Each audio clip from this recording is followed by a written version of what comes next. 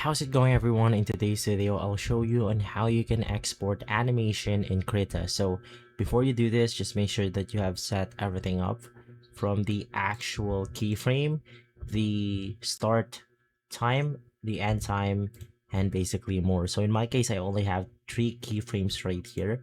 And to finally export this to your preferred file type, you just want to click on File, select the render animation, and from here you could just set this up to whatever you want to. But under the file format, you could select something like GIF if you want to, but in here you could select whatever file type you want to be exported as.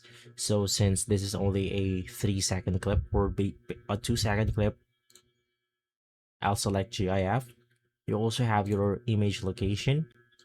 I'll just put it inside documents, and then we can also export it as a video if you want to. So in my case, I'm going to be clicking on video itself, and from here, of course, let's select MP4.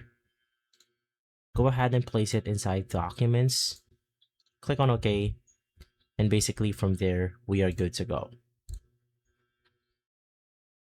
And so guys, if this video has been helpful, leave a like, subscribe, and follow us for more videos like this. Thanks for watching.